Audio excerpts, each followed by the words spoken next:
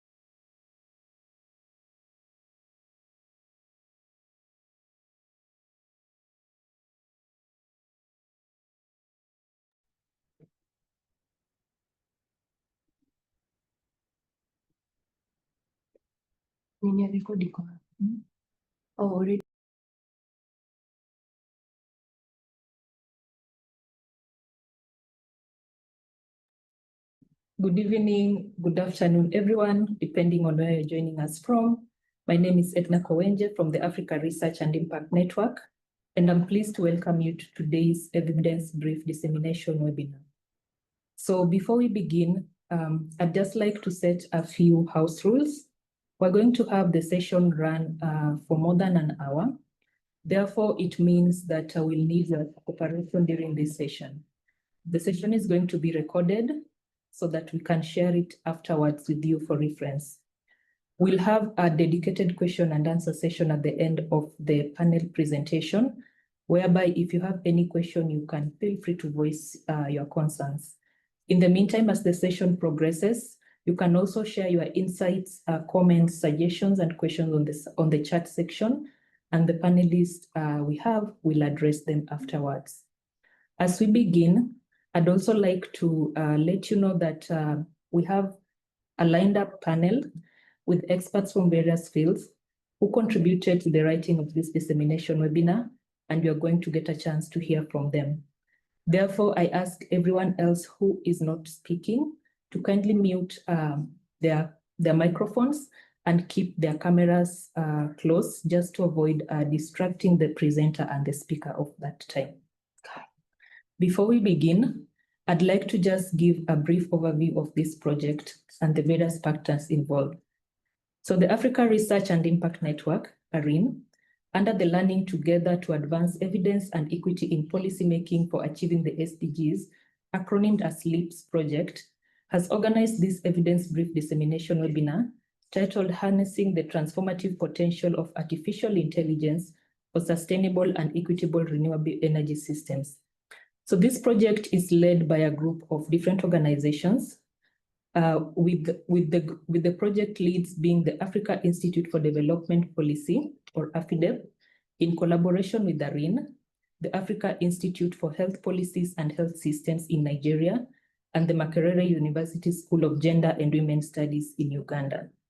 Together, these organizations form the Anglophone hub of the LEAPS partnership. So in this hub, we support African countries in regaining their momentum towards achieving the SDGs by championing and enabling consistent and systemic use of best available data, research, and equity analysis in policy and program decisions. So as part of this project, we had a 2-week training last year for ARIN fellows that were involved in this project. So the training involved tailor-made modules on different aspects of institutionalizing evidence in Africa. And one of the outputs from this training was the development of evidence briefs on a range of topics, of which those who were developing them were guided by experts from the above-named institutions. So these evidence briefs were developed in groups, and so far we've held 2 dissemination webinars. Today we will be carrying out the 3rd one, and a final one will be happening next week. Lucky for us, the group that developed today's brief is here with us, and I'm glad to introduce them. So as I will be introducing them, I'd just like them to feel free to open their cameras so that the audience can also put the face to the names. I'll start with Jim Oduor. Jim, if you are in the room with us, please turn on your camera. We have Jim, we have Fianyo Governor, we have Patricia Mbogo, and our discussant, Elizabeth Nyambura. So please feel free to turn on your cameras wherever you are. So starting with Jim. Jim is a skilled social research professional with experience in international development, climate change and adaptation, as well as monitoring and evaluation. He's worked in various capacity in research design and implementation, training and capacity building, as well as program evaluation. His experience in implementing projects, research activities in the areas of climate change and adaptation, agriculture and food security, access to environmental justice, disaster and emergency preparedness, social inclusion, gender equality and women empowerment, WASH, and developing environmental, gender and social impacts assessment. To complement his vast work experience across different African countries, Jim is currently pursuing his PhD in climate change and adaptation at the University of Nairobi, Kenya. Next, I'll go to Patricia. Patricia is an international development specialist, currently leading global just energy access initiatives, which targets electrification, clean cooking, and decentralized renewable energy systems. As the executive director of the Alliance of Civil Society Organizations for Clean Energy Access, abbreviated as Access Coalition, she provides strategic and operational leadership, driving advocacy to influence multilateral development banks to increase investment in energy access and strengthening evidence for accelerated implementation on SDG 7. She possesses proven expertise in policy advocacy work and has vast experience in high-level stakeholder engagement towards shaping policy reforms, regulatory frameworks, and impact tracking in developing countries. We also have Fianyo Governor. Fianyo is a distinguished curriculum specialist and educational leader, currently serving as the Principal Curriculum Officer at the National Council for Curriculum and Assessment in Ghana. He holds a BSc in Nautical Science from the Regional Maritime University and another Bachelor of Engineering in Petroleum Engineering from All Nations University of Ghana. He also has an advanced diploma in Electrical and Electronics Engineering, as well as a Master of Science in Occupational Health Safety Engineering from Ken Institute in India. He equally has a Master of Philosophy in Curriculum and Instruction from Valley View University, where he graduated as the best Master of Philosophy student. Fianyo is currently pursuing his PhD in Curriculum and Teaching at the University of Cape Coast, Ghana. His professional experience spans STEM education, curriculum reform, and energy systems. Fiona continues to drive educational transformation through inclusive, innovative, and evidence-based curriculum practices that empowers learners for the future. So the first set of 3 people that have been introduced contributed to the development of this evidence brief, and they're also part of the ARIN Fellowship Program. Lastly, we have Elizabeth. Elizabeth, if you're able to turn on your camera, please do so. So Elizabeth Nyambura will be joining us today as part of the panel to offer her expert experience on the feasibility and the practicality of the evidence that is being presented in this brief. Elizabeth is a seasoned engineer with over a decade of experience in solar energy industry. She has a background in mechatronics engineering and has since transitioned to project and product management within the energy sector. Her passion for renewable energy has enabled her to lead innovative projects that have contributed to the advancement of renewable energy technologies. She currently serves as the Senior Programs Associate at the Kenya Renewable Energy Association, abbreviated as KEREA, where she oversees ongoing projects under the association, ensuring they meet strategic goals and deliver tangible benefits to members. Her perspective is going to be very invaluable today, given KEREA's role in facilitating the growth of renewable energy businesses in Kenya. So they are perfectly positioned to comment on the practicalities and challenges of implementing AI solutions within the renewable energy sector. With that said, I'd like us to move to the next session, where the group is going to give us a brief overview of what this brief is about.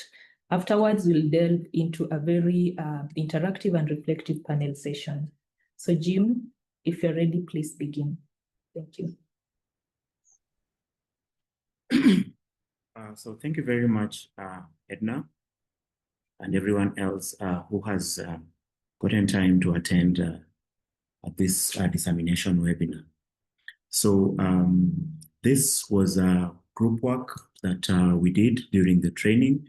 And before I proceed, I'd also want to really thank ARIN, AFIDEPT, and Makerere University for organizing this training. I think we really benefited from it, and this is one of the products that we developed from the 2-week training. So the topic that we did is harnessing the transformative potential of artificial intelligence for sustainable and equitable renewable energy systems. So here, what we were looking at was actually the intersection of artificial intelligence, renewable energy, and gender equality for a sustainable future. So we were just trying to find out how artificial intelligence can help in the use of renewable energy, in the production of renewable energy, and help in gender equity for a sustainable future. So what were our research questions? So when we came up with this topic, one of the questions that we had was, how efficient has renewable energy been over the years? So we're just trying to look at how renewable energy has been in use over the years and the development of the use of renewable energy. We are all aware of climate change and the impacts of climate change. And that is the reason why we are all trying to move towards renewable energy, because of the low emissions that it comes with. We're also looking at cost implications. So that brings in the topic of renewable energy. Two, we're looking at the second research question was, will the future of, sorry, I can't see my screen. Will the future of energy access create an equitable future? And the third question was, will artificial intelligence balance access in the long run?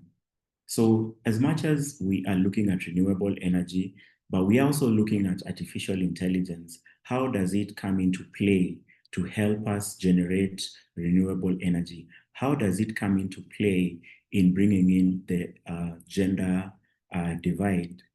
And lastly, the fourth question that we were asking ourselves was, what would be the most responsible ways of engaging artificial intelligence for optimal outcome? So we've all heard about artificial intelligence, and it's in use currently.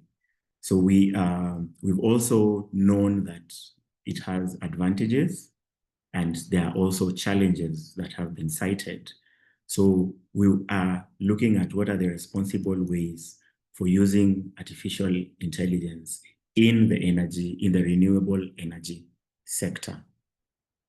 So our objectives, the first one, we had two objectives that we were looking at.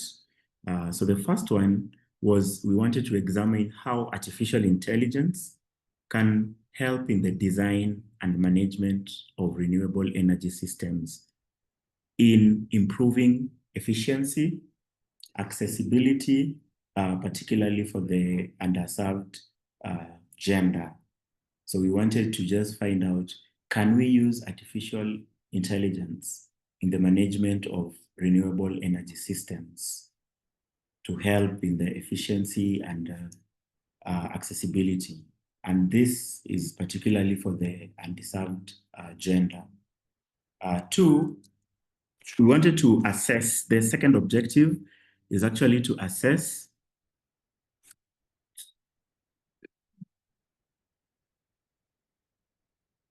just a second. To assess the potential of artificial intelligence-driven upskilling and reskilling programs to prepare the renewable energy workforce with a focus of increasing women's participation and leadership in the sector. So we just we're just looking at the invent of artificial intelligence. It comes with skills that are needed for us to understand how to use artificial intelligence. So do we have the necessary skills? And if we do, how can we prepare the workforce that are in the renewable energy sector? And as we prepare this workforce, how is the women's participation in this whole process? Are they involved in the leadership and in the management of the sector? So the methodology, this was a review. So what we did is, first, we looked at several publications which we retrieved from different databases. Once these were retrieved, then we reviewed the publication, synthesized, and got out the important information that we needed for the paper. Three, the relevant information that we got then was collated, tabled, and analyzed. And lastly, in the end, we got the current topical issues.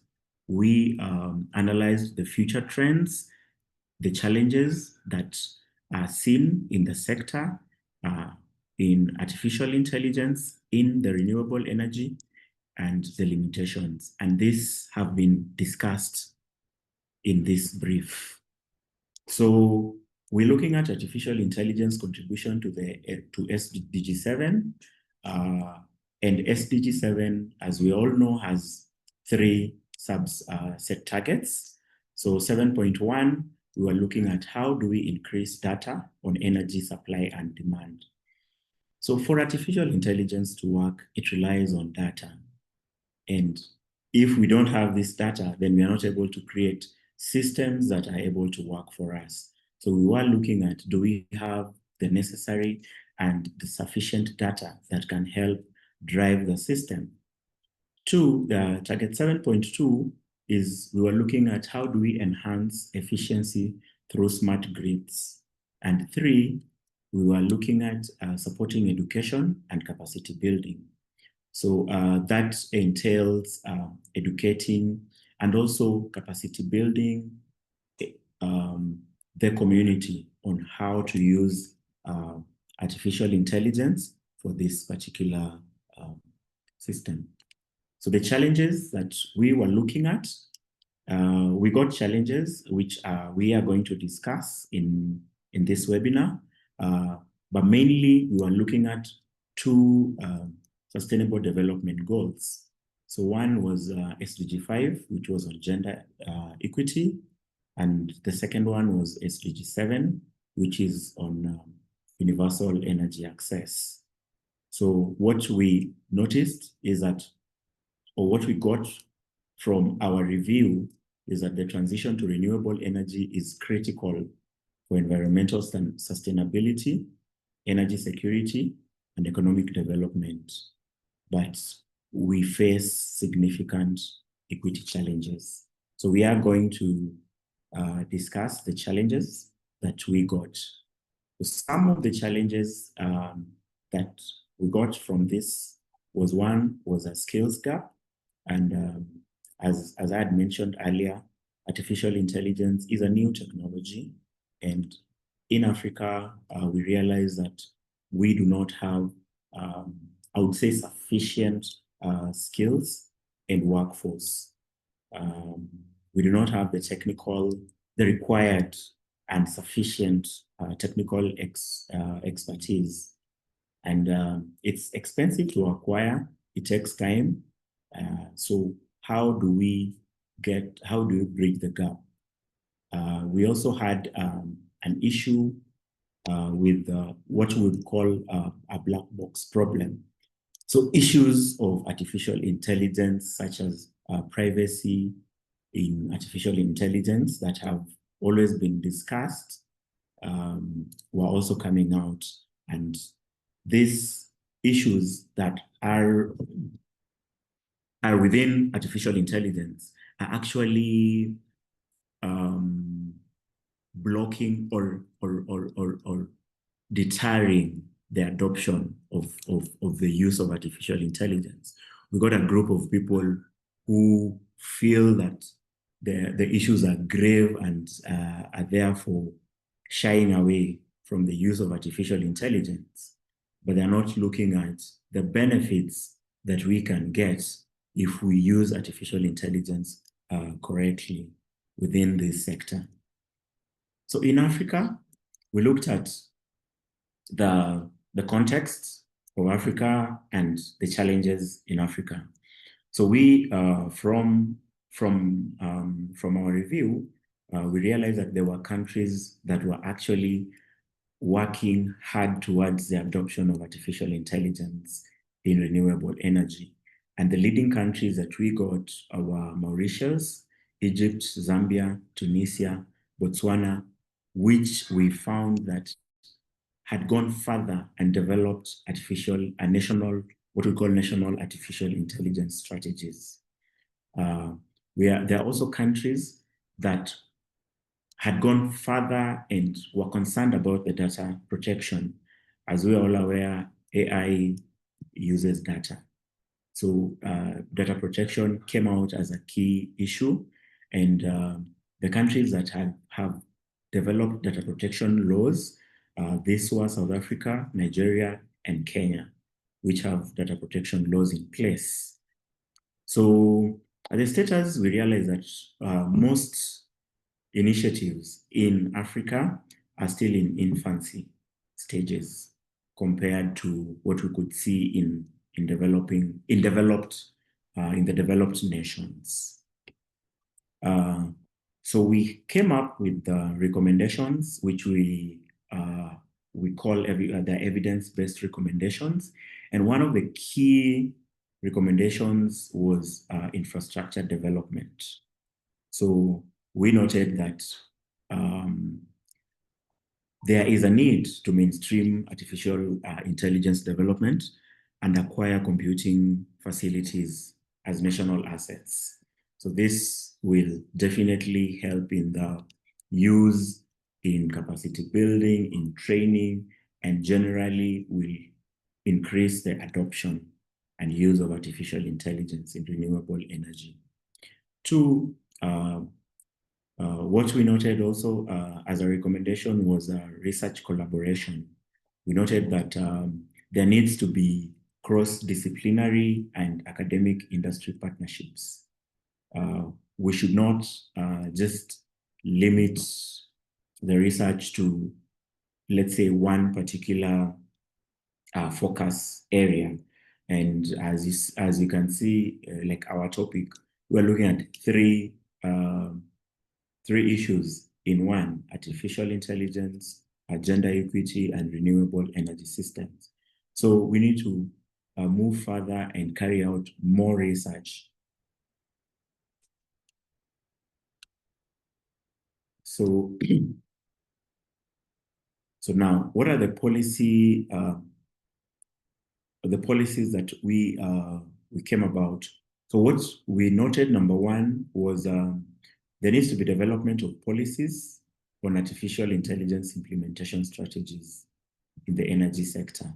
And this will improve the adoption of artificial intelligence. So this include issues such as accelerating renewable energy integration, improving energy access, and equity in data-driven decision-making. We also noted that artificial intelligence requires massive scale of data to learn and to improve decision-making processes. So there needs to be a continuous data acquisition, data processing, data storage, and international cooperation that will ensure accurate operation of artificial intelligence. So there needs to be a serious and dedicated international cooperation, resource optimization, and cost reduction that will increase in access to diverse data. And lastly, we noted that we need to incentivize learning about artificial intelligence systems in order to achieve adoption of the use of artificial intelligence technologies. So we need to increase the stakeholders' knowledge base for this to work. So there is need for enhanced innovation, operational efficiency, and bridging the digital divide. There were gaps that we got as we were carrying out this review. So we noted that there was critical knowledge needs that needs to be improved, or critical knowledge that is unavailable. So that needs to be worked on. We also noted that quite a lot of research needs to be done. And lastly, we noted that there is more geographical representation that should be looked at. We looked at countries in Africa are working in isolation. Yes, there are some that are trying to work together, but it is still not sufficient enough to be able to produce the results that we need. So our key conclusions were that we divided them into three categories. That's the environmental, the technical, and the social.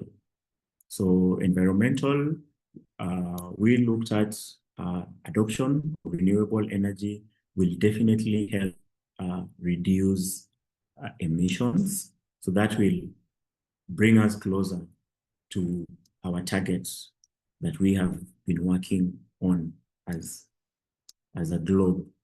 So technical, we need to also work on grid stability and efficiency. So there need to be stable grids for renewable energy systems. And lastly, for the social, we noted that there needs to be some equitable access focus. So we need to really focus and ensure that there is equity. So moving forward, we noted that integrating artificial intelligence and renewable energy systems requires serious coordinated efforts that's across policy, technology, and social dimensions. And the immediate actions that is needed is for us to develop a comprehensive artificial intelligence policies for the energy sector. So we also need to invest in education and training programs.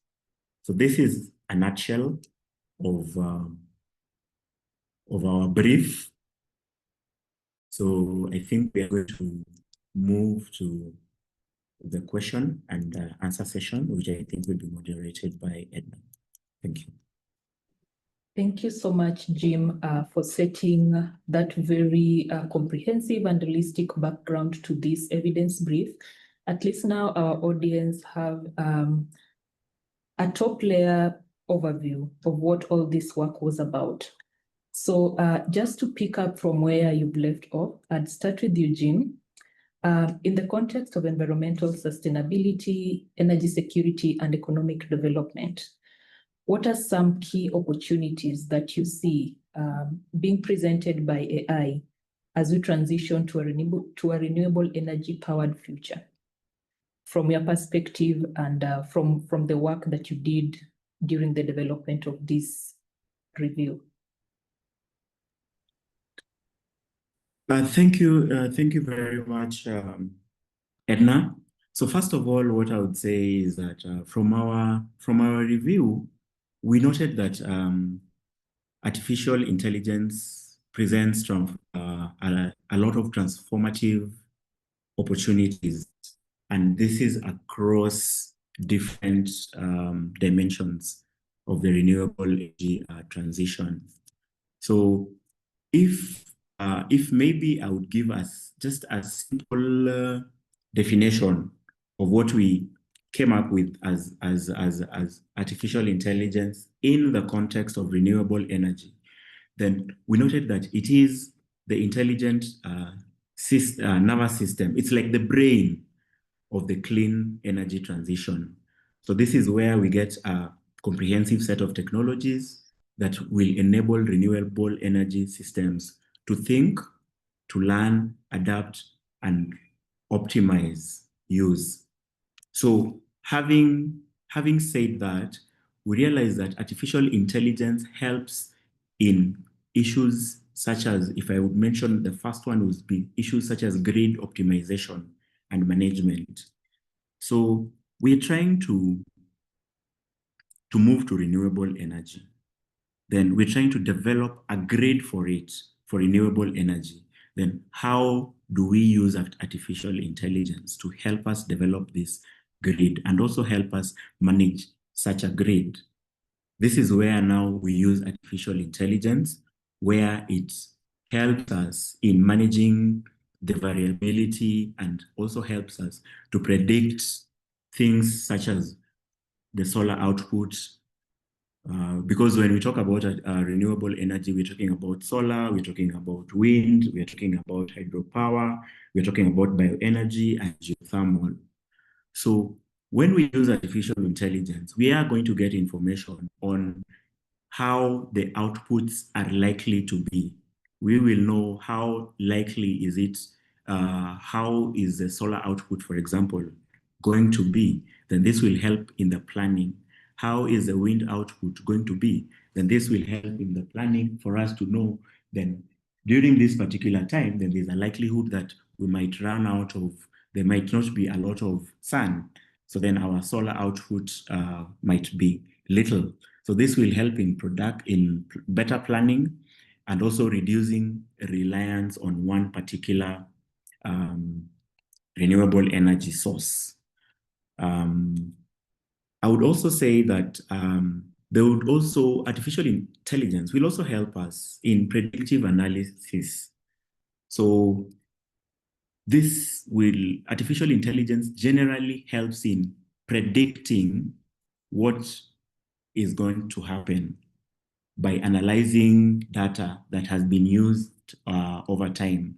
And that's why we need, for example, like I was saying, data is very key in this. So this will, once that data is analyzed, then it will help in predicting and knowing what do we expect at this particular time. And this also helps in terms of maintenance, for example, so that we are able to know how do we maintain, what are the times for maintaining our grid and issues like that. To add to that, I think artificial intelligence will also help in foreseeing the demand and supply. And this is important. As we work out with this system, then we will be able to know and also just know this is likely to be the demand. So this is how the supply should be. So it will help us with planning in terms of demand and supply so that the energy security is maintained. As we also work on the demand and supply, then this also helps us with the economic or what I would say market optimization. So if I am, for example, the one who is supplying the renewable energy, then I would be able to know and through artificial intelligence where my market lies. So it helps us with market optimization and also planning. Lastly, maybe what I would say is artificial intelligence will help in environmental impact assessment. Currently, we carry out environmental impact assessment, I would say, without the use of artificial intelligence. But if we are to engage artificial intelligence, then we are able to get data that will help us with carrying out environmental impact assessment. And that will at least ease our work, as we know, because the main reason why we are actually moving to to renewable energy is also to protect our environment. So when we get data on emissions and all that, then I think that's a plus. Thank you. Maybe Fianyo or Patricia, if you could add on anything which maybe I have not mentioned.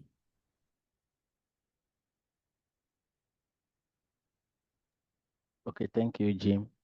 I think with what you've just said, I would like to also add something small.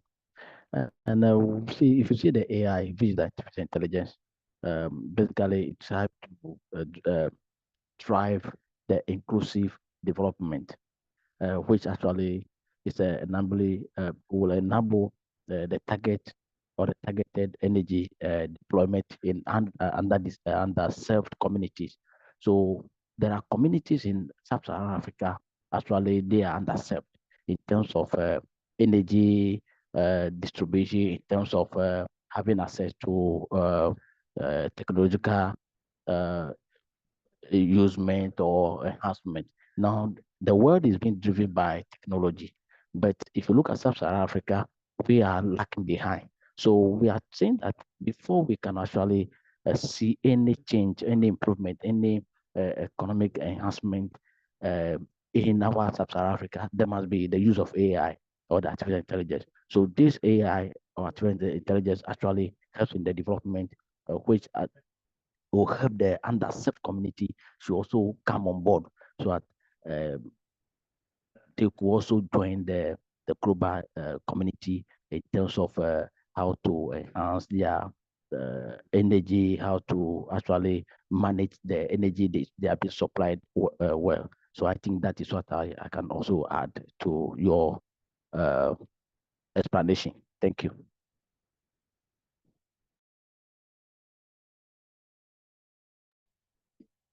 Thank you for that, Fianyo and Jim.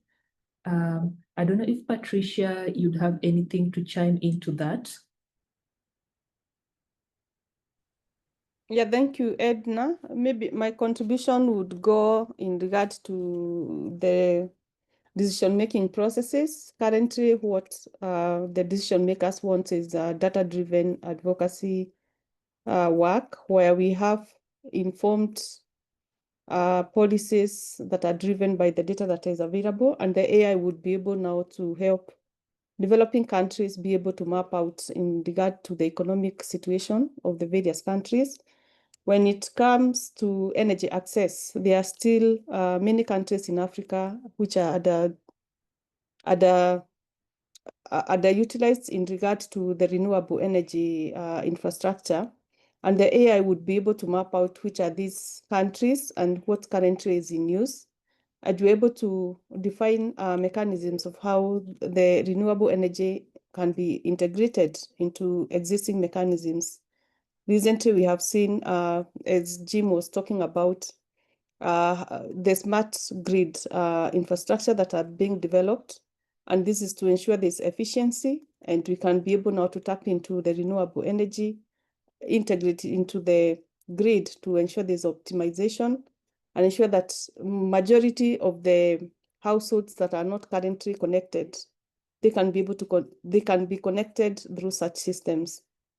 So we're able to develop mechanisms whereby data is available when it comes to mapping out or zoning up regions within specific countries, and they are able to map out projects that would be tailor-made for those populations.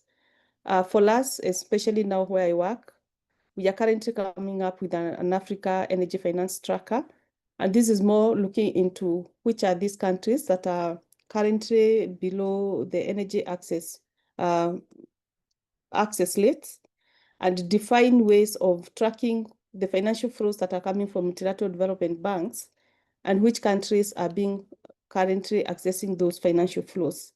This to ensure there's a data that is coming from the ground, from the communities, or from the specific countries, and how does that one cascade upward in regard to where the decisions are made in terms of resource allocation to ensure the sustainability of the efforts that we are putting in place. And part of the discussions that we have today is what are the ways of how we could be able to harness AI to inform various processes and approaches to ensure also Africa is able to transform and be like other countries where energy access is way above the bar.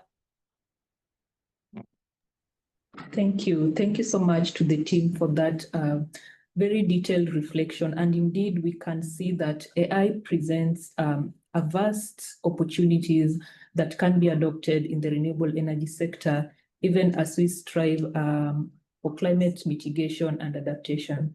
And building on to that conversation, I'd now like to go to Elizabeth, and we'd like to hear her perspective, especially from an industry player, a key industry actor in this sector.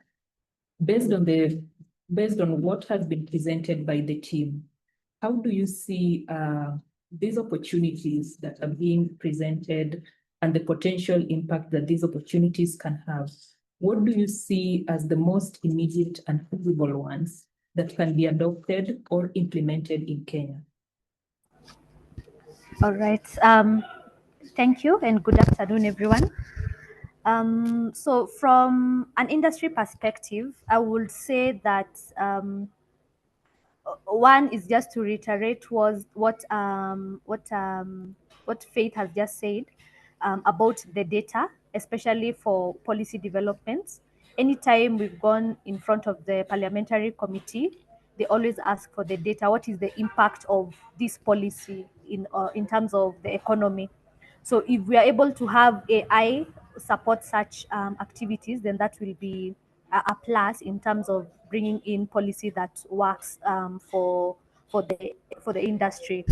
But in terms of the feasibility, the opportunities, one I'll say is the predictive maintenance of the renewable energy systems, starting from the very small systems, the off-grid solar systems, all the way to now the bigger, the mini grids, the commercial systems. If we are able to have predictive maintenance for them, then that means we'll experience less downtime generally. And we already know that so far many commercial and industrial solar providers and renewable energy providers are already using monitoring platforms. So I think now the next step will be now to integrate AI, because AI can run so many scenarios that will help them. So predictive maintenance cuts across now the whole infrastructure, whether you're talking about these smart grids, whether you're talking about the domestic systems. Predictive maintenance is something that you can't neglect. And then also, as the presenter has talked about, there is also demand forecasting, especially now that we are doing that we have counties looking at their county energy plans. That is one of the things that they are asking for in terms of, can you support us to plan for what the county might need in the next coming years, so that they avoid underutilization or oversupply. So I believe that now with AI and modeling, we can use the data and then have that be implemented into their energy plans, because the energy plans are running for about 5 years. So at least within those 5 years, they're able to get the resources that they need, and they use those renewable energy resources to fully, without wastage of anything. And then I think the last one for me will be the credit risk modeling, and I want to tie this with financing, access to finance, and also affordability. We've seen in the industry, there has been the pay-as-you-go model or tool that has been used in the e-mobility, whether it's in off-grid solar, they're even doing it in some biogas. So you pay daily or monthly, and that has become very difficult to predict in terms of the credit worthiness of the customer. Some of them keep changing either their mobile number or that, and that data is a bit scattered. But in terms of financing of projects and of these solutions, I think as a country, we already have quite a strong fintech ecosystem. So AI can support in helping energy providers maybe to assess the consumer risk, and also to support them when it comes to expanding these solutions. So I'll say those are the opportunities that I see as of now that can be implemented immediately. Thank you. Thank you so much for that powerful reflection. Indeed, and it's important to see that the aspect of data cuts across, because there is no way we are going to inform evidence without data. So it's really important for us as adaptation experts, as people who are working in climate change mitigation and adaptation, renewable energy experts, just to note how important it is that the data we generate can really inform and help in informing some of these policies. Now to the next question, and I'd post this to the group, that is Jim, Fianyo, and Patricia. You mentioned that one of your objectives was to assess the potential of AI-driven upskilling and reskilling programs to prepare the renewable energy workforce with a focus on increasing women's participation and leadership in the sector. So based on that, what are some enabling conditions that are needed for AI to truly benefit women-led enterprises in the renewable energy sector? Okay, thank you. I'll handle that one. In fact, AI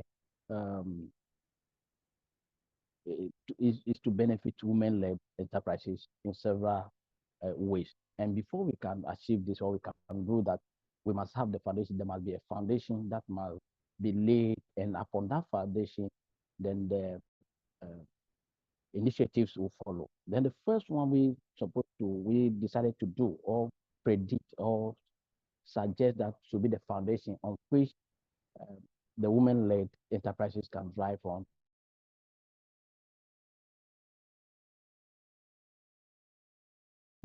Being men or women, we cannot do anything. Whatever we plan to do, whatever action plan we have drawn, it will not be successful. So there must be capacity build.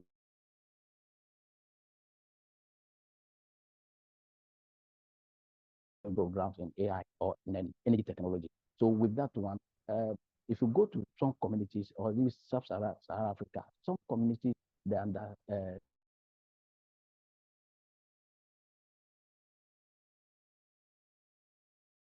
that do not have internet connectivity. So with this case, we are suggesting that okay, women must be empowered. They must be their capacity must be built through the provision this technological tools being ICT center. It could be ICT center where computers will be provided and then available. These women can go there to be trained so that they can also come along with whatever we are trying to do. Data governance. So this must be ensured. Data governance, everything we are doing, everything, just as my colleague said, the world is now being driven by data. When you develop any proposal, they will ask you what data is backing it. We must ensure that we have enough data to support whatever outcome we want to, the previous outcome, and then the outcome that have been obtained from the previous program. Now the data we gathered from there, the data is now going to be used to predict or to be foster whatever we want to achieve in the future. So that will be the one of the foundations we want to lay down. That is inclusive data governance. Then we also think of looking at digital infrastructure and access. Digital infrastructure and access. As I said earlier on, there must be a digital infrastructure and assessment given to some communities or women-led organizations, especially in rural areas. Then there must be an affordable internet and then digital to leverage on AI. So when the people are willing and they don't have the access to digital tools, there's no way they will be able to strive on. When they are willing, there's no access to the internet connectivity. There are some communities, they still don't have electricity. So when the community are not having electricity, there's no way they can actually strive on, or they can use the AI to actually achieve whatever goal they want to do, achieve. So we are also looking at a supportive policy environment. Then government or organizations must develop policies upon which women can be involved in every planning. So over the years, women have been separated from all activities that have been done in a lot of countries. If you see if there are 100 people or 100 million, you see at least 2 or 3 women among them. But we are saying that no, there must be policy that must actually help women to also come on board. So there must be policy. So if that policy is being made, there's no way women will be asked not to join. So they must be part of every programs, every opportunity, every action that is being taken by any government. The last thing we're talking about is financial inclusion. Then there must be financial inclusion. And if they are ready to do it, and there's no money for them to actually do whatever they want to do, there's no way they will actually bridge the existing economy and the disparity. So we are saying that the foundation must be laid, and this foundation must be must be the financial inclusion. There must be fund that might be set aside for women who are trying to upscale in their AI development, because AI is the way to go now. So when they have been upscaled, when there's a finance readily available for them, women will be able to upscale themselves, and then they can be they can use the AI as expected to achieve whatever they want to achieve. So I think that is what we decide to do, or we have to go into. But I'll hand over to maybe Jim or have any other thing to add on, they are free to do that. Thank you. Yeah, this is Patricia. Maybe just to add on from what Governor Fianyo has said. There are three also other perspectives that we could consider. And one, especially where he came in on the issues of financial inclusion, we also have budgetary allocation that are coming from the national government. One of the ways us as practitioners would be able now to push is for gender equality and social inclusion responsive budgets, especially from the various ministries that have been planning on matters of social inclusivity, where women are also targeted. When the budgets are gender responsive, it also means that women and other marginalized groups will be reached out by our interventions. The second area that we need also to harness is how we do our programming. We need to be more inclusive, where sectors are not working in a siloed approach. We need to have integrated mechanisms where different agencies contribute to each other. There's a lot of information that can be harnessed over the agencies, and this can contribute to the development of the country, where for example, the education is speaking with the energy docket in regard to matters of education and how they could be able to harness renewable energy to transform the education sector. There's the agriculture, this powering of agriculture, how could we harness access to water and also for agriculture purposes in regard to how the renewable energy contributes through the AI, how we can be able to map out the data sets that are available and be able to make informed decisions around there. And most important area is on the political goodwill from the government and the policymakers. When information is well aligned throughout the policies that are being developed and the strategies, it ensures that they'll be more targeted and inclusive in their responses and for the programs that they have been designing. Over to you. Thank you so much. Jim, would you want to come in? Yes.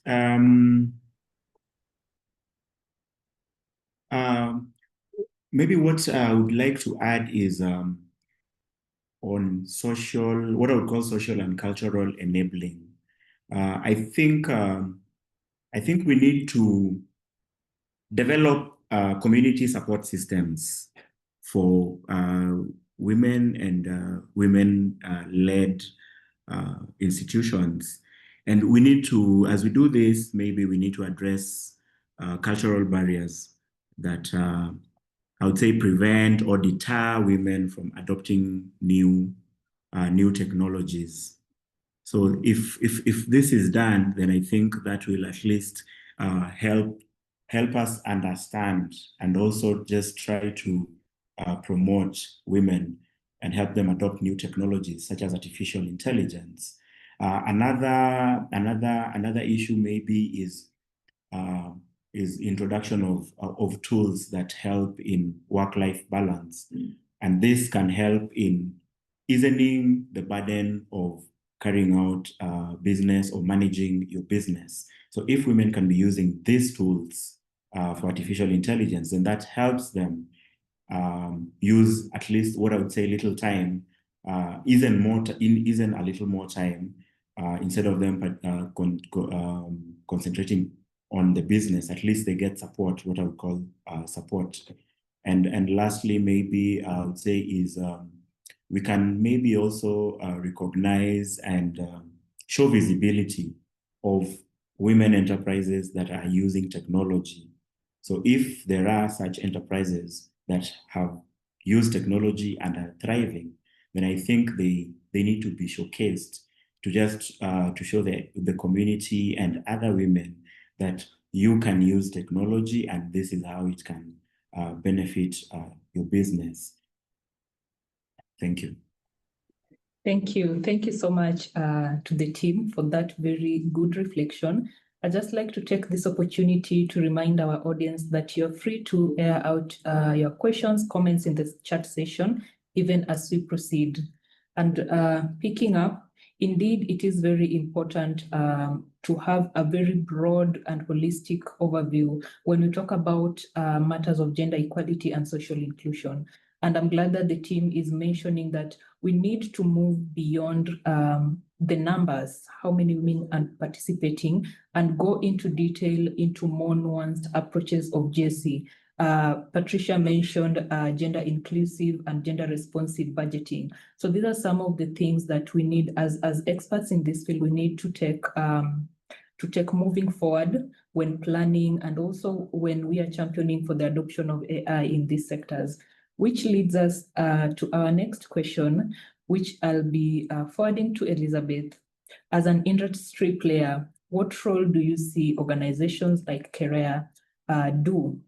Or what role are organizations like Career playing in order to just make sure that these enabling conditions that are needed for AI to benefit women are in place? So as an organization, one of the things we do is on policy. So we are championing for this to be included. For example, in the policy drafts that went out. For example, they just released National Energy Policy has a component on AI. Although now that will now be implemented over the next few years, but we did champion for that. Something else that we are doing is on capacity building and awareness creation, because there's a lot of women-led businesses who are not, especially the SMEs, they do not have so much value for the data. They are more focused on the numbers. For example, how much sales are they making? That for them makes sense. But now to try and show them that you can actually predict your customers' behavior, you can use technology to maybe design systems faster. So that requires a lot of capacity building, and that is something that as Career we are doing for the private sector to strengthen them on that. The other thing is under now awareness creation is that we would want to showcase success stories. So what we have done is that we have entered a partnership with different renewable energy associations across the world, from Europe to China, and they are able to share their success stories on how they're using AI. And then we are able to now share this with our members. So they're able to see how AI is being used, for example, in fleet management for e-mobility, and they see the effectiveness of that, how they are using it to not only manage it from a predictive maintenance perspective, but also in terms of revenue management for the same, and also predicting like customer behaviors based on the trips that are done. So those are the key areas that we are working on as an association. Thank you for that. And maybe just a follow-up to what you've said. In terms of the capacity building and the policy processes, are you experiencing any challenges, or how is the process moving so far? So policy is a long-term game. Change does not come very easy. But I think one thing that we have seen and we are growing to appreciate is that as long as you have the data to back whatever request you have in terms of policy recommendations, then the policy reviewers are more inclined to accepting your proposal. So we need data, and we are, as Patricia had said, we can't operate in silos because everyone has a bit of information, but we need to bring all that information together and present it. So that operating in silos, collecting certain data, then someone else does another data collection. I think with AI, I believe it's something that can be solved, because it brings a lot of gaps when you're trying to defend your case. In terms of capacity building, I think one of the challenges that we face is that sometimes we assume that capacity building is only needed for the business owners, yeah. But we've come to realize that that same capacity building will also be needed for the people who are approving these policies, yeah, our politicians. For there to be political goodwill, they actually need to buy into this idea. And that can only be gotten through giving them as much information through capacity building.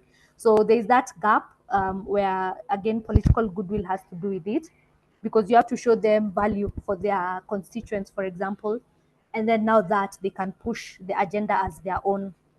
And then maybe another thing is that in as much as we have players in the renewable energy industry, we do realize that not everyone is technical, right? So there are people who are in the industry to just basically sell products. They are not so concerned about how the technology works. And so again, now that when you start talking now about matters of AI, it does not resonate with them, or any sort of any sort of data collection. For them, it does not resonate so easily, because for them they're looking at just sales. But when you talk to probably people who are more technical, then they do understand, because they've interacted with these systems. They've seen the importance, for example, of real-time monitoring, so they're able to appreciate. So there are gaps everywhere, but we now need to address the different classes of people based on their needs, and then now we match them to the agenda that we have, which is now to adopt more technology to help them grow their businesses and accelerate. Yeah. Thank you. Thank you for that. And thank you for bringing the aspect of contextualizing our approaches to different needs, because really we cannot approach some of these things with a collective or a blanket approach. We have to go sector by sector. We have to treat different stakeholders differently, just to ensure that we are all moving the same. So moving forward, I just want to touch on some policy and implementation issues, because the group, in the presentation that Jim did, the group outlined some policy priorities that they thought were viable or suitable in this study. So with the priorities that were listed, what are some important steps for African countries can take in developing and enacting these policies? And these are channeled to Jim and the team.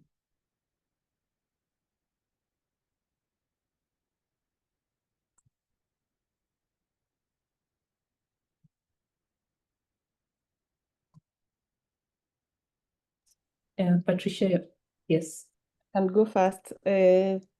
Just to contribute in terms of the coordination, especially from the national, regional, and the global level, what we need to see is more of enhanced or strengthened regional collaborations and integration, and ensuring that countries are speaking in one language, commonality. We need to come up with proper data-driven governance frameworks that communicates but not contradicts with each other with the respective countries. So it becomes easier to harness coordination. And the other part of it is more of aligned messages within the countries of context. We have countries, one country could be providing an enabling environment, but since some of these technologies have maybe to be imported in other countries, then you find there's some other market barriers that are experienced from the other side.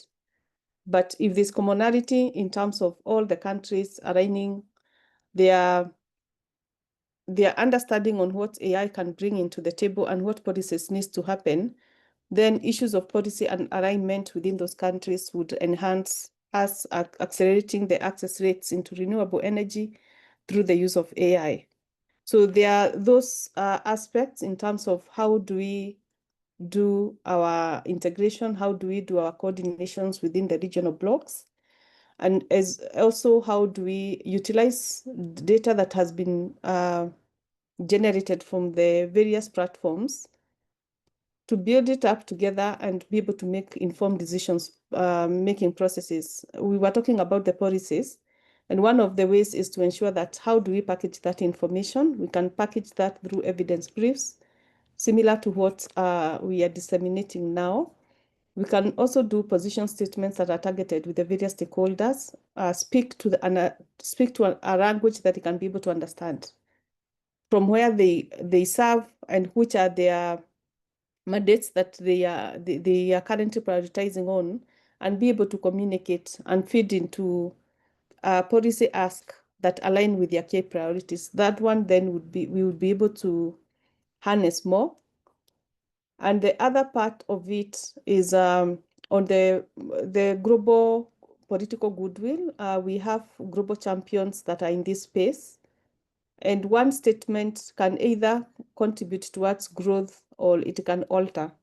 So there needs to be more of an enhanced championing of the issue in regard to the current state and where these countries need to transform into to ensure there's alignment with our global leaders and both also at the regional level and also at the national level that they are communicating into one. Countries at different contexts in regard to development. So we need to harness ways of how do we pull in other countries that are developed to be able to reach to the bar of the other countries. So there are calls for targeted interventions, targeted financing, targeted approaches in regard of what is needed, and more so of the awareness raising that Elizabeth talked about. We also need to see more of convening of the various stakeholders. You asked about what can organizations like CAREA do. It's more of the convening and bringing stakeholders together that they can be able to provide inputs into the ongoing processes to ensure there's inclusivity, ensuring there's alignment and no contradictory messages across the stakeholders. So I think for now, I would leave it there and I call upon my colleagues also to contribute.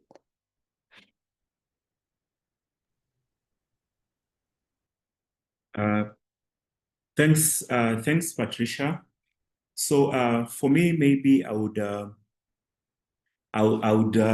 talk on energy access, on how AI is contributing. I think this also came up during when I was presenting, and what we realize is that AI is very important, and it can give algorithms that will help in optimizing distribution and also predict demand, predict supply, and help in managing what I would call load balancing. So you to know which area needs more energy and which one does not. So this will help in energy efficiencies. This will also help in preventing blackouts and also some other people not getting energy while it might be available. I think also what I would mention is that it helps also in mapping the distribution. So the algorithms will help in mapping, and this helps in knowing where do we need more, where do we need less, and we can disaggregate this data even in terms of gender, in terms of business. So I think it's really critical, and it helps in terms of increasing efficiency. Governor?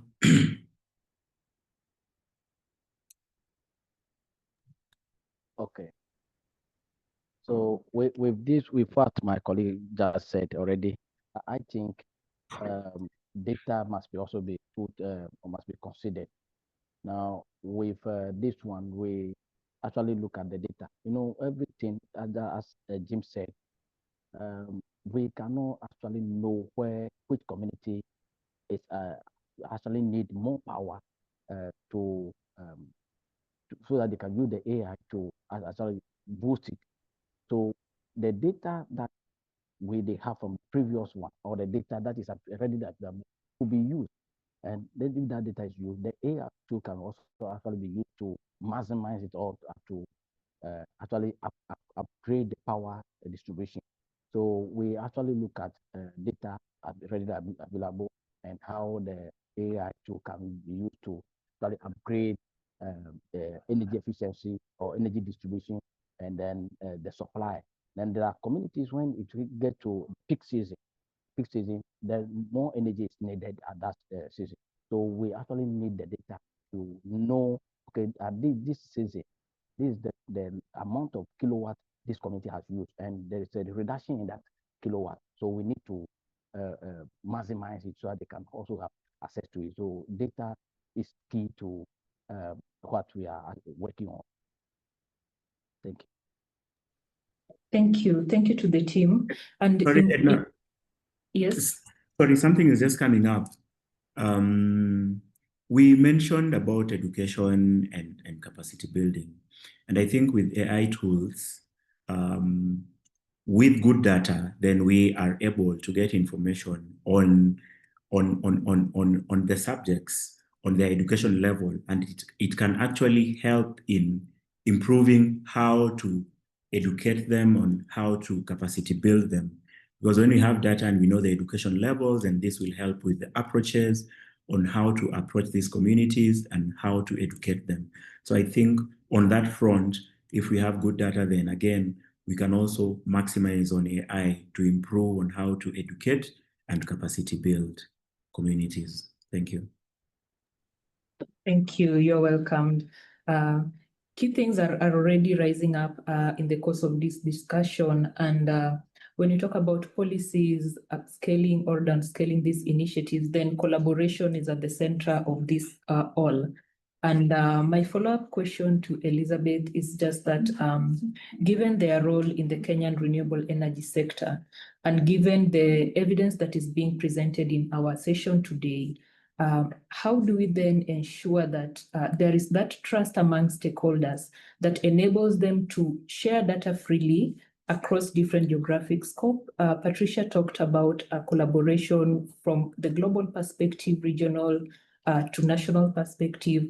How do we ensure that all these people at the different levels can freely and share data in a way that they trust each other to move forward, given that, again, with AI, there are a lot of ethical concerns. So from your perspective, how do we ensure that this is in place for us to achieve these policies?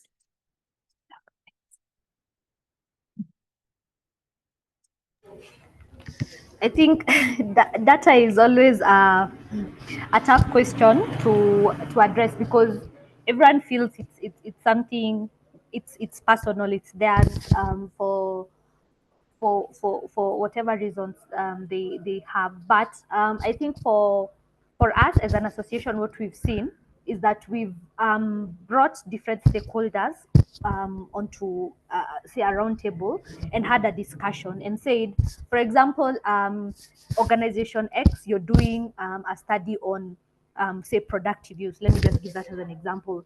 And organization Y, you're also doing one on productive use, and us as Kerea, we want to do one on productive use.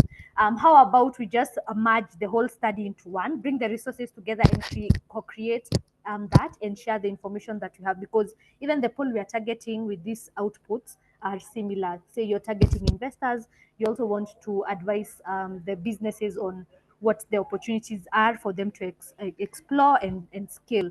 So I think number one is to find areas of commonality between all these people who are generating this data. And then on those areas, work towards collaborating.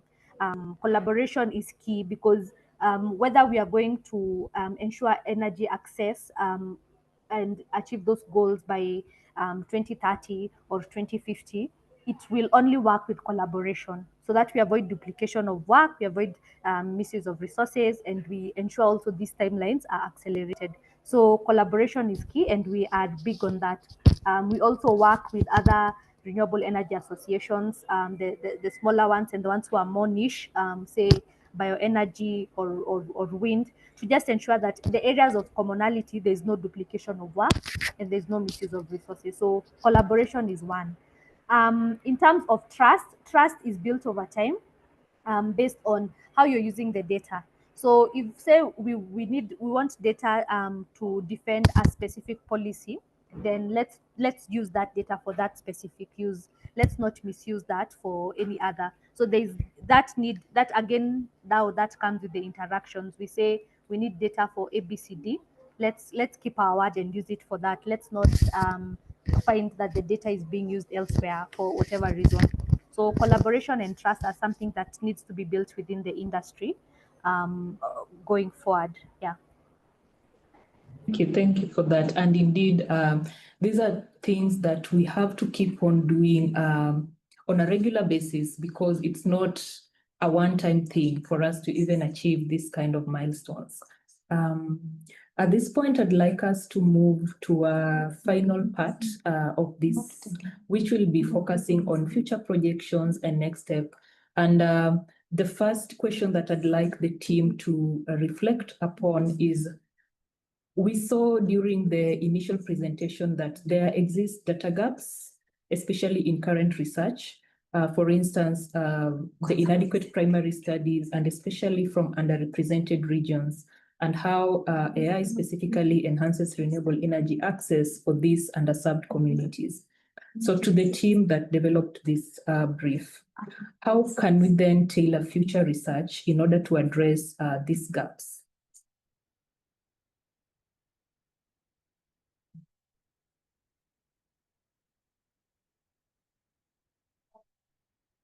Patricia, Jim, or Fiano?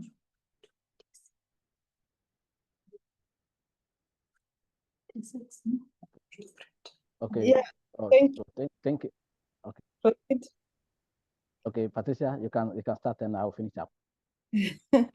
No, I think you came first, but it's okay.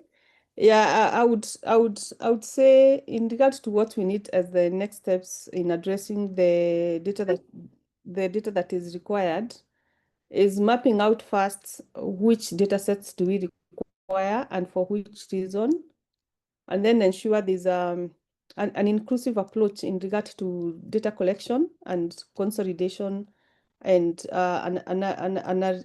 doing the analysis part of it, and how that analysis is packaged in terms of the evidence briefs or position papers or policy briefs. So one way is to come up with proper data governance frameworks that communicates and are well articulated to be understood by all the stakeholders. The other part that we also need to work on is on capacity building, because especially when research are being done, you find there is so many data gaps and work has already gone in the field. The data collection has already been completed, but when it comes to the analysis part of it, then there's more critical data that is required to inform other maybe policy driven policy approaches.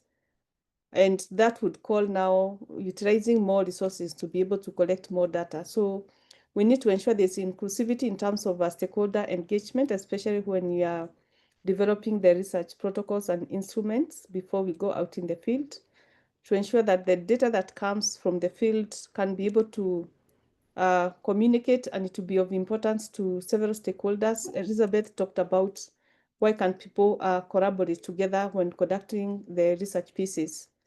There has been so many research work that has been done, but how it is done, it's more in a very disaggregated manner. So when it comes to aggregation part of it, you find out the policymakers may say that this research is not adequate for us to make any decisions in regard to the key ask of a particular organization or stakeholder. So that needs to be harnessed. The other part that we also need to work on is on how do we transform data from the national level? How does it communicate to the regional discussions that are ongoing and even to the global? So we need to come up with proper tracking frameworks that are feeding into each other until to the global level, because at the global level, that is where we find now, for example, in Africa, we have this number of countries that are still lagging behind in regard to energy access. And this is more on the electrification and clean cooking, and how do they make decisions in terms of allocating finances, for example, to these countries. So for example, currently we are trying to influence the implementation of Mission 300, for those who may have heard. It's targeting electrification of 300,000 people within Africa. And there's opportunities that lie there in regard to harnessing renewable energy within the countries of context. And secondly, there's also leapfrogging electric cooking within the electrification programs that are happening. So we may want to see more of a more integrated approach in regard to addressing the energy access issues, rather than targeting interventions in a more siloed manner. For example, you might find a program has been funded to do connections to the homes, more focusing on the lighting. There's a socket and there's a bulb. But how could we create demand within those households that also that energy can also be tapped into for energy for either productive uses and also for cooking? We have seen through various innovators coming up with IoT, smart systems where they're able to plug in and they can be able to monitor data from the appliances that are being used at a household and how does that data transform into the decision-making processes. So there's more that needs to happen to ensure we address the data gaps that are available. The other part of it is also the compliance and also the integrity of the data collection processes. We ensure that data that is collected, we are collecting in a more ethical manner, and it is not data that is diffused in other ways. So it has to be real, and that data will be able to inform what currently the situation the countries are facing, rather than maybe data that is diffused in other ways. When it comes to analyzing, it cannot communicate to anything. So we need to see more of integrity on how we collect data. How do we also get consent from where we are accessing this data from? There's some, one of the speakers talked about, if, I think this was Elizabeth, she spoke about if it is data for a specific project, that data should not be transferred to something else. And this has been one of the reasons why where we want to access the data, then it is withheld by the beneficiaries whom we would be targeting.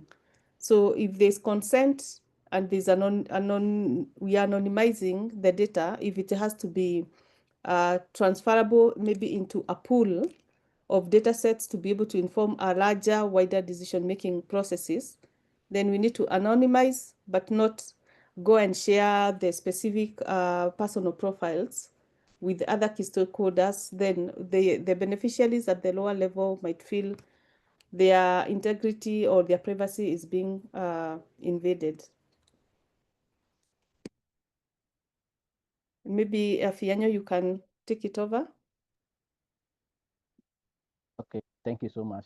I think with what you just said, when we are looking at areas to actually research or work on, we can also look at cross-country comparative studies to identify the best practices in AI and number energy transition. So Kenya and Ghana can collaborate and then look at the way the best practices that have been implemented in Kenya, which is actually making them on name or yielding results. So Ghana can adopt that. Kenya can collaborate with Ghana. Then the best practices that they are using, or the AI tool that they are using, that is actually helping them in the renewable energy sector, they could use that. Zimbabwe, Gabon, any other country can do that. So there must be cross-country comparative study could be done to actually assist in that. Then we could also look at context specific. So we have to look at our communities, areas that, or countries that we want to, or that want to actually take up this AI driven renewable energy. And with that one, they have to own it. They must be intentional about it.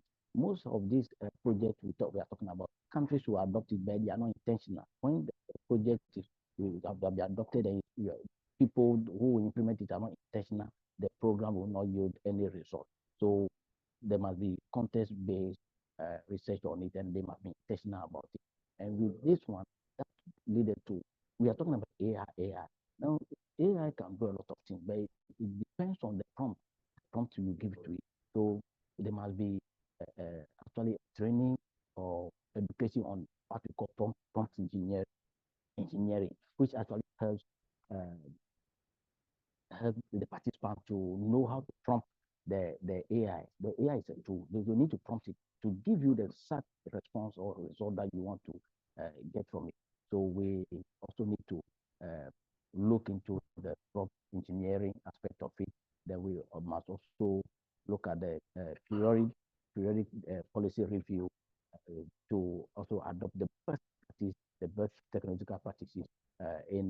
various countries. And if you're able to do this, I think our aim or goal of incorporating AI in renewable.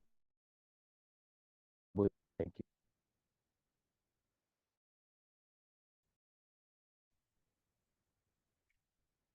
you. Thank you very much.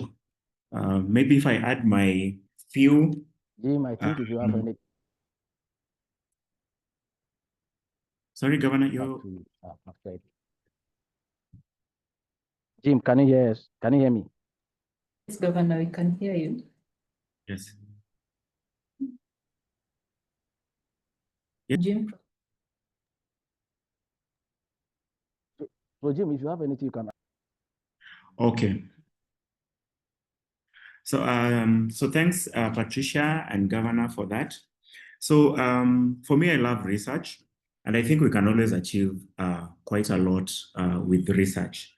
So, from our brief and our synthesis, one of the things that I think that that we really need to do is collaborative research, and this can be done with like the way Governor has said, that different countries can carry out research and just find out how to, what are the findings and how can they help this. And I think when we talk renewable energy and gender, then we are also talking about communities that are deep within these countries. And I think as we carry out research, then I think we also need to consider sometimes carrying out what we would call local language research, so that we really get deep into the issues and understand and get the real issues from the communities. I would also like to mention that maybe we could also do what we would call through the methodological process. I think we can carry out long-term impact studies. And this, as we carry out the long-term impact studies, then we document and see the process and what is happening over time. Then I also think with this kind of data and this kind of research, then we are able to build AI systems that will definitely help us in the future. Thirdly, which is also very important for me, is I think funding for research should be prioritized. We should look at innovative funding mechanisms. How are we getting money for this? Because of course, research needs funding. How do we go to the field? How do we collect this data? So if this money cannot be gotten from, let's say, government, can we have maybe community funding models? Can organizations come together and fund this kind of research? But bottom line is, how do we manage to get funding for this research? Because without good funding, then we are not going to carry out a research that would give us results. As we carry out our research, it is also important to have these studies published. So I think we also need to look at publication support. How do we get publication support to ensure that research that has been done is not kept somewhere in the shelves? How is it published? How is it disseminated? So that people use the research to solve problems. So I think that is also important to mention. And lastly, maybe I would talk about use of technology in carrying out research, and also sharing the data. As mentioned, data is sometimes an emotive issue, but again, if organizations and institutions and governments and county governments can have maybe what we would call an open data initiative or something, where, or repositories where data is kept, then again, that would help, and would also help us be able to at least have where we can easily get data. For example, when we were carrying out the brief, just getting information about AI, technology, and gender in Africa is is a problem, you really have to search for that data. So I think we need to start getting repositories or areas where data is kept and can be used for such purposes. And lastly, maybe just to finish is, I think once the research is done, then we should also carry out research and have implementation strategies attached to it, so that this would also help us just come up with an implementation strategy and framework and know how do we implement this. We could also work on prototyping so that we know this maybe was done in Ghana. Is it something that we can copy and do in Kenya, for example? And sorry, last but not least is now monitoring and evaluation systems, which if we develop, then that will help us to know and monitor and evaluate where we are going. Yeah, thank you. Thank you. Thank you for that reflection. Patricia, do you want to add something?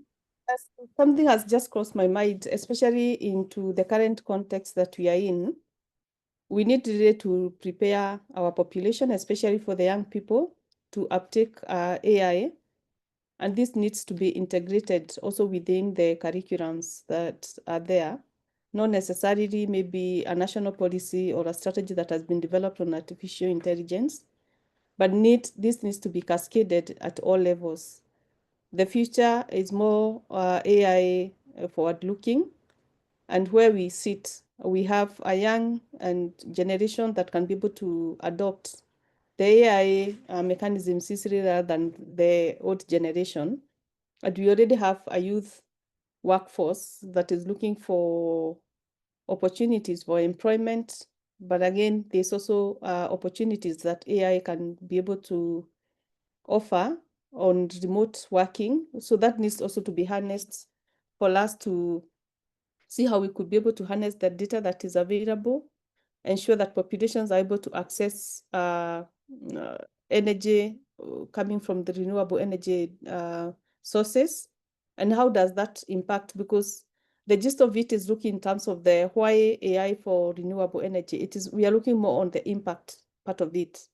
So how do we ensure that we harness that to be able to develop the countries that are there, that are lagging behind on energy access? Thank you for that. And maybe just to add on what the team is presenting is that as researchers, it's also important for us to align our research priorities with the current policy cycles, because as Elizabeth mentioned, policy is always a long process.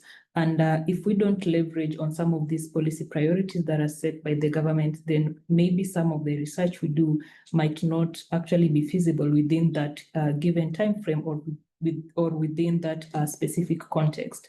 Which brings me back to Elizabeth. Just from the top of your head, are there any best practices that you as an organization are carrying out? And maybe to wrap up, also, given the potential for AI to either widen or narrow these kind of gaps, what specific governance frameworks do you think, and which are relevant to Kenya, for instance, do you think should be given priority?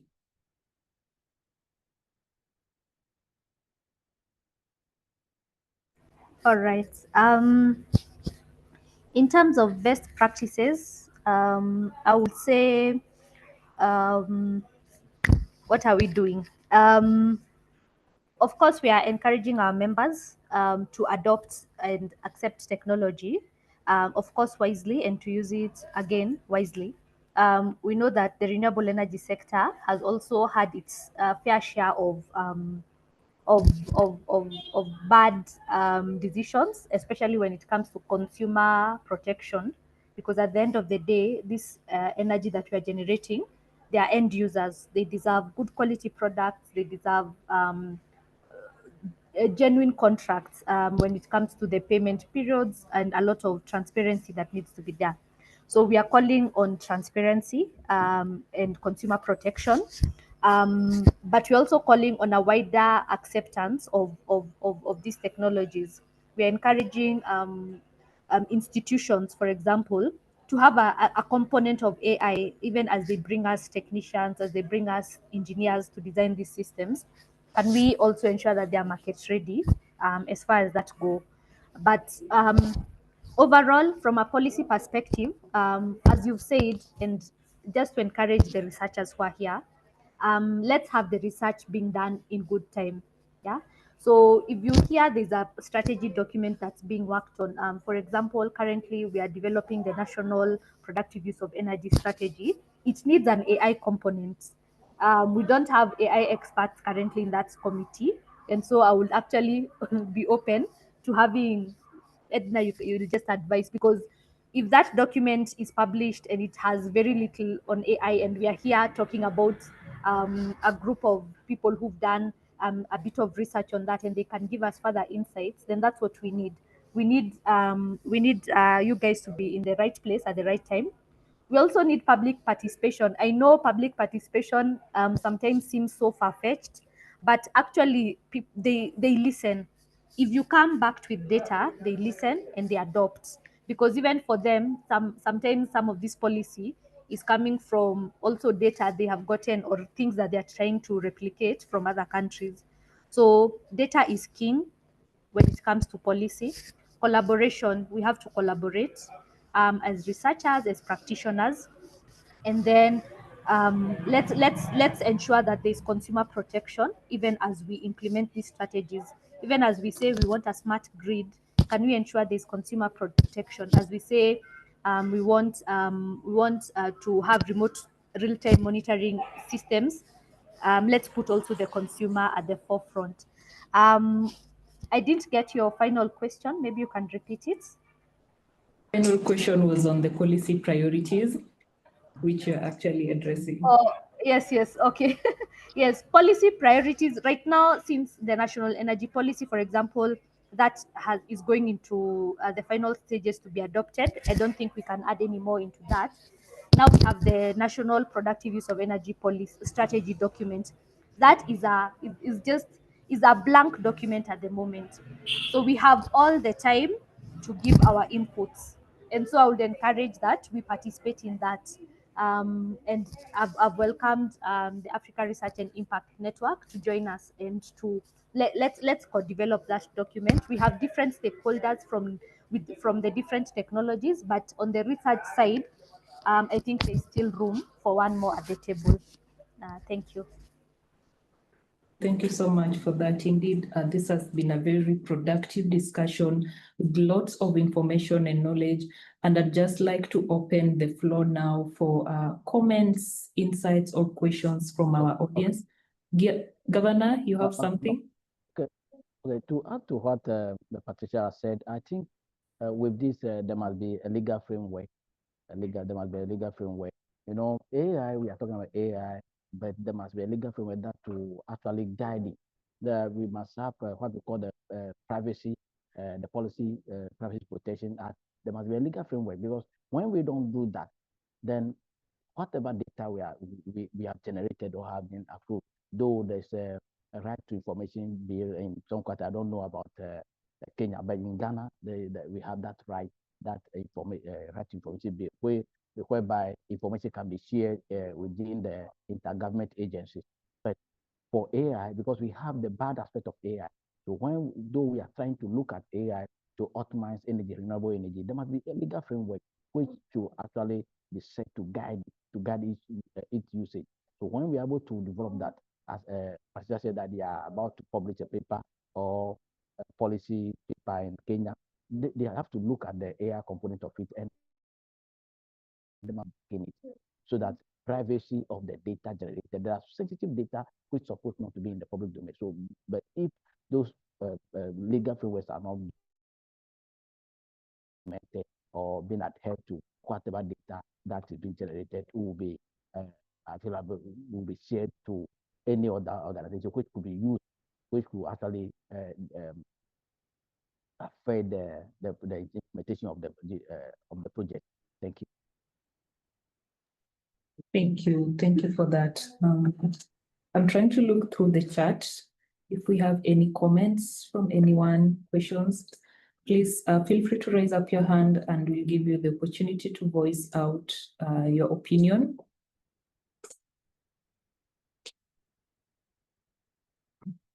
I know we have a lot of AI enthusiasts, and AI is a very interesting topic, even as it continues to gain dominance and popularity across different geographic scopes. And given that we also have different industry players in the room, we have different actors in the room, it would be good to also get your perspective on what you think about just the concluded discussions.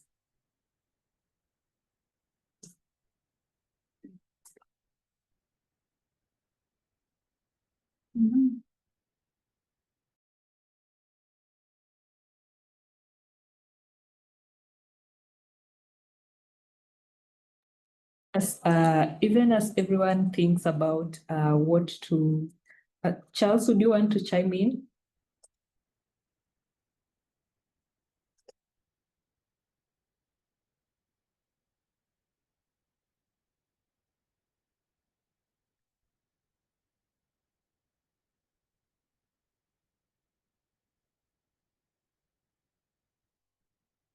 Yes, Jim, I see your camera is on. You're muted. Sorry, I don't have a comment. I'm just saying I just put it on just to welcome the questions.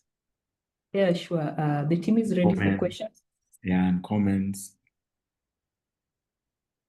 And even as the team prepares for that, I'd like to welcome Dr. Gevi. Dr. Gevi is our programs director here at the Africa Research and Impact Network, and I know he would have a lot to say with regards to AI, because we are currently also working on a project that deals with AI and climate resilience. Dr. Gevi?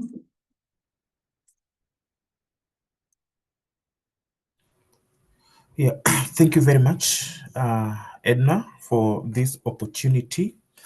Now, indeed, this discussion has been timely at this time when the different stakeholders are trying to see how to integrate technology into different aspects in order to address a number of issues which previously were not able to be addressed effectively. And in that we are trying to promote renewable energy, we have just seen from evidence that yes, we can integrate AI into renewable energy systems in order to ensure that even people from the global south are able to embrace it. And in addition to ensuring that also it considers the aspect of inclusivity and also the aspect of equity, and that is very critical. And during today's, of course, engagements, we have just learned something here that the need to collaborate is very significant. And in fact, we have just heard that already at the ministry, there are developments going on, and we are glad that we have been invited to be part of the discussion, and we do hope that if invited, indeed, we shall be able to contribute to ensure that even AI is integrated within the framework that is being developed in the ministry. As Africa Research and Impact Network, already currently, we are undertaking a project that is being implemented across Africa on AI, and it is looking at how we can build capacity of not only the researchers within academia and research institutions, but also building the capacity of the policymakers so that we ensure that the knowledge and skills they acquire, it can be effectively used even in the process of policy making. So we are in the forefront of doing that. And of course, from the discussion here, maybe I would like to point out that indeed, when you look at the African continent, a number of countries already have what we call AI strategies. Others already have AI frameworks. And recently, of course, we also, as Kenya, we also launched a regulatory framework to guide AI operations in Kenya.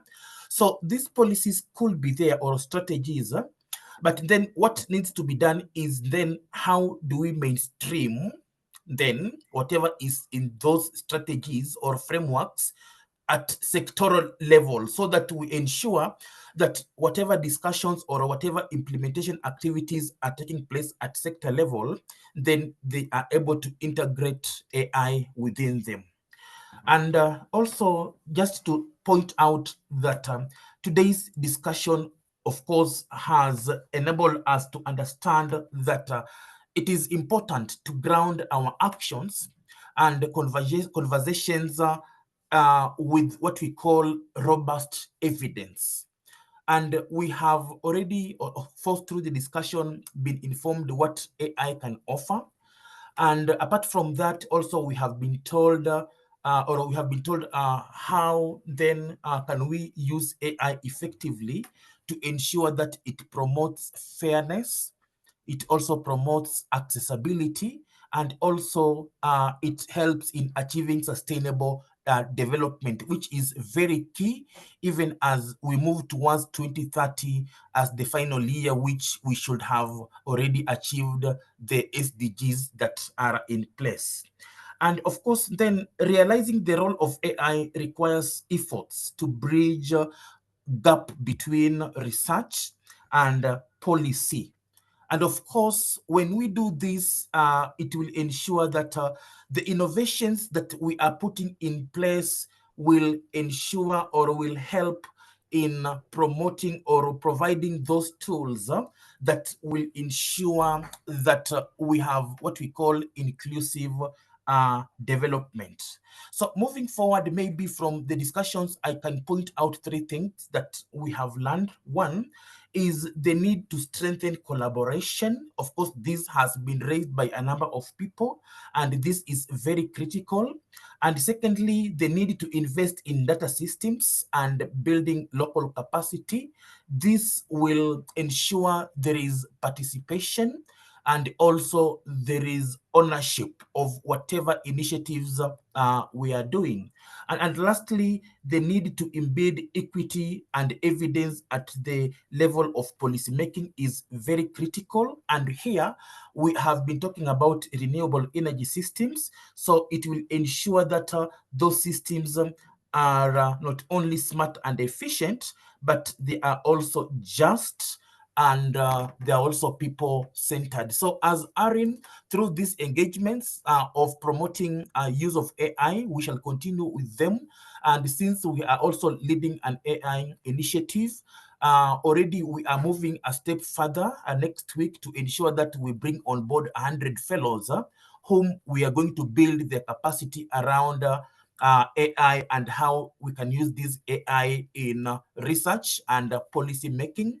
And we do hope that through the engagements we shall be having with these fellows, the time we shall be mentoring them, we shall also approach some of you so that we are able to see how can we ensure that whatever policies that are being made at the national level, then how can we integrate AI in them to ensure that the fellows also are acquiring practical skills which they can also be able to upscale even in their countries of origin. So thank you very much. Let us continue this discussion. Back to you, Edna. Thanks, Dr. Gevi, for that good wrap up, and for also the opportunity, accepting the opportunity for ARIN to collaborate with Elizabeth and the team in the work they are doing. At this point, I'd like to welcome my colleague, Anne, who has some information she'd like to share with regards to the upcoming Climate and Health Conference that is being co-convened by ARIN. Anne? Yes, thank you, Edna, and thank you so much for this insightful discussion on the importance of integrating AI into energy systems. It's clear that AI is not just a tool for efficiency, but it's also a game changer for climate action. And also public health.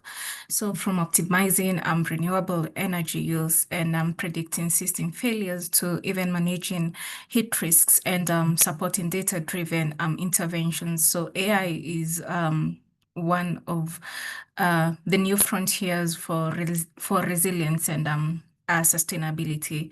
And these solutions definitely help to, one way or another, reduce emissions, protect the vulnerable populations, and support equitable access to clean energy and also healthcare.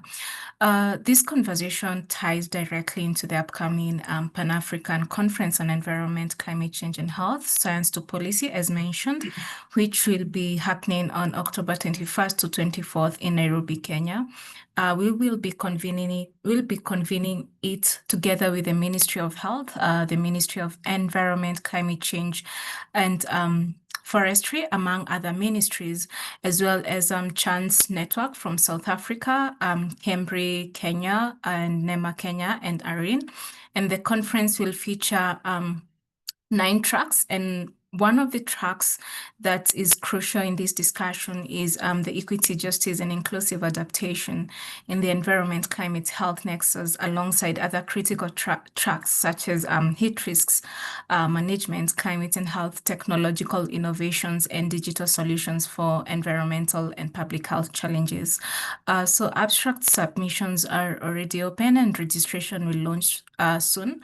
And there's also an exciting opportunity for organizations to host parallel side events during the conference. So if you're interested, please reach out to me directly for more information. I'll be inputting my email link, and we look forward to welcoming you and also co-creating African-led inclusive solutions at the Science Policy Interface. Whether you want to submit an abstract, I'd like to request Awino to input the conference website. The abstract, as I mentioned, the abstract submissions are already open, and it will just lead you to submit your abstract, and also case study as well. Thank you, Edna. Thank you, Anne. So I hope the message is clear. And as usual, you can always keep in touch with what is happening at ARIN or upcoming events via our social media and also the website. And currently the links are being shared on the chat, so please feel free to have a look at them. So as we wrap up, I'd just like to take this opportunity to thank our panelists. I'd like to thank Patricia, Jim, and Fianyo for the opportunity to share their study and for sparing time to be with us here today. I'd also like to specifically thank Elizabeth and the whole career team for agreeing to be our discussant for this discussion and for sharing very invaluable insights that I'm sure the team that developed the brief can take up moving forward. I'd also like to thank our participants for being with us this afternoon. And just to remind you that we normally have these kinds of sessions every other Friday. So next week, we're also going to be having another evidence brief dissemination webinar. It will start at 2 p.m. So look out for that invitation to register and participate.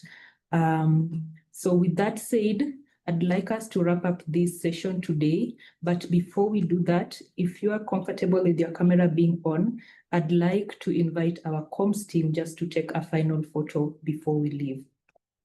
So Maria, when you're ready, please let us know.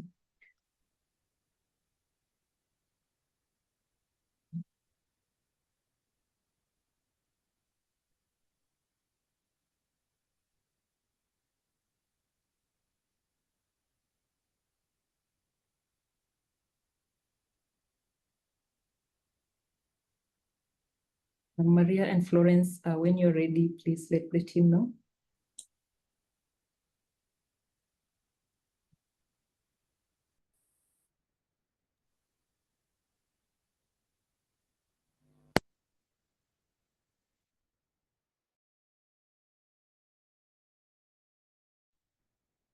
Smiling.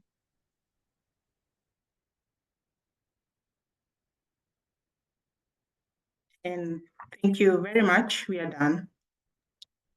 Thank you so much. I wish you a blessed rest of your day and a wonderful weekend ahead. Thank you.